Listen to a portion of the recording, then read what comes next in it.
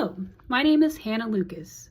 I will be completing a lesson segment for Technology for Instruction and Online Pedagogy at Western Governors University.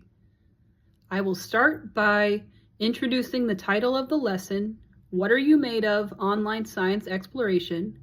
This is for a 4th grade science class with a mix of 20 general students, 3 gifted and talented students, 2 English language learner students, and 5 students with other exceptionalities. Some of these exceptionalities include ADHD, dyslexia, and things like that. We will be starting off this lesson today with a demonstration. And keep in mind that this is all a demonstration lesson. I will not be teaching this to any real students today. I will be going over the different parts and functions of a carrot plant using the 3D model software Corinth.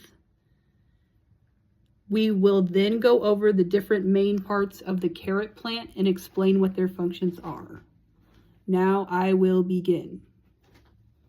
Hey kids! Today we're going to be starting off our lesson by learning how to use the 3D model software Corinth for our overall worksheet project at the end of the lesson. So we're going to start by looking at a carrot plant, and we're going to be going over the different parts and functions of that. All right. So let's start by going over the different parts of the carrot before we actually pull it up and start looking at it. So we're going to learn about different parts of the plant, and we're going to go over those first before we start looking at the models. All right. Everyone pull out your notebooks, and we're going to start with our first graphic organizer of the day. All right. So we're going to start with roots. Roots anchor the plants in the soil and absorb nutrients and water that are needed by the rest of the plant. All right. Stems. All right, make sure you're writing down these key words at the start and writing down your notes next to those key words. So you should have roots and stems already on your page. All right. Support the upper part of the plant and act as a transport system for nutrients, water, sugar, and starches. Photosynthesis, that's a big word, guys, right? Can occur in the stem of some plants such as cacti, celery, asparagus, and bananas. All right, next key word, leaves. Leaves are the parts of the plant where photosynthesis usually occurs, where the food for the plant is made. The green substance, chlorophyll, captures light energy and uses it to convert water and carbon dioxide into plant food and oxygen. All right, next one. Flowers are the reproductive part of plants. They often have showy petals and fragrances to attract pollinators such as birds, bees, and other insects. Most flowers have 4 main parts: petals, stamen, pistil, and sepals. After flowers are pollinated and fertilized, they produce seeds in the ovary of the flower. Fruits, that's our next key word, guys. Fruits are the fleshy substances that usually surround seeds. They protect the seeds and attract animals to eat them. This helps in seed dispersal. All right, this is our last key word, guys. Seeds contain plant material that can develop into another plant. This plant material is called an embryo. Seeds are covered with a protective seed coat and have 1 or 2 cotyledons. Cotyledons are the food for the baby plant until it can make its own food. A lot like when our moms give us milk when we're kids, right? Or formula. All right, so now we're going to be looking at the actual model of the carrot. And we won't be able to show this, unfortunately, but we will be going over this with the actual students in this demonstration, so I will do that now. All right, guys. So we're going to be starting with the first part that you see in this plant, and we're going to start at the beginning. So can anyone remind me what that first key word was? Correct. It is roots. And so we're going to be looking at this first part. Does everyone see it on the screen? All right. And so let's go back and remember what roots are for. These anchor the plant in the soil and absorb nutrients and water that are needed by the rest of the plant. And so when we're looking at this carrot, we also see that the carrot is a part of the root.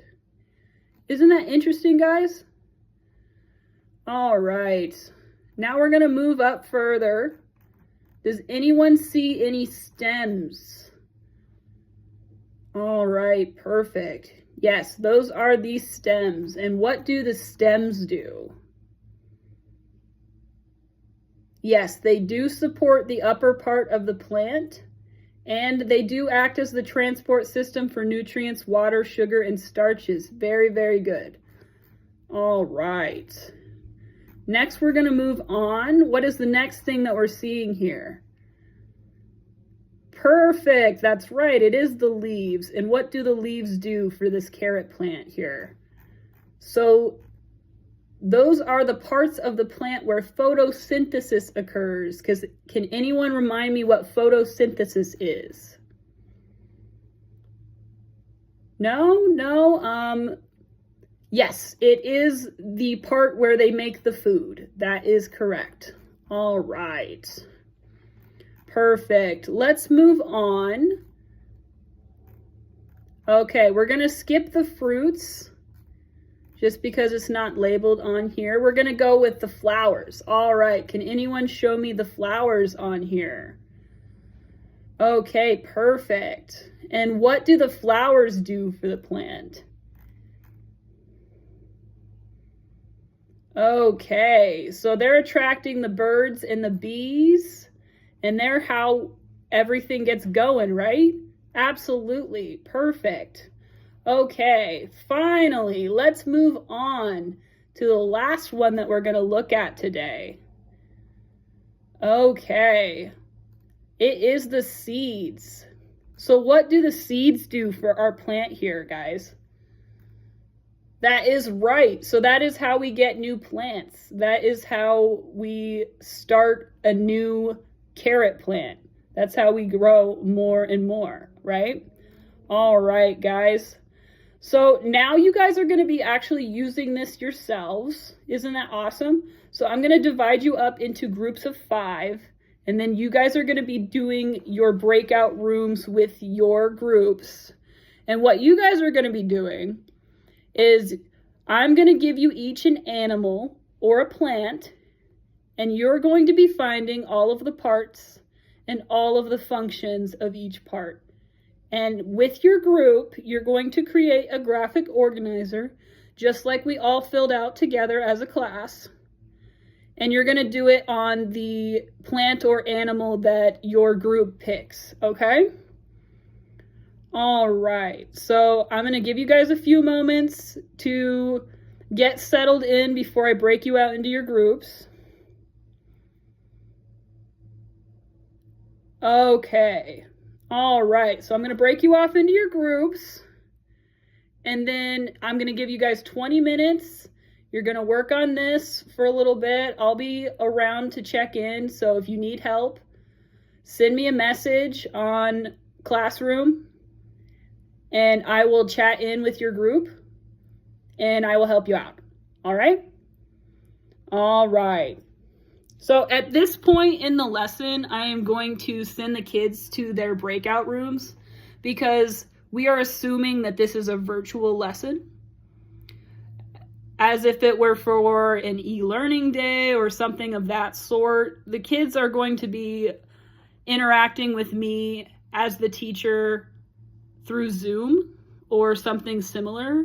And with that, there is a feature to do breakout rooms. And so what I've done here is the students are grouped up into groups of 5.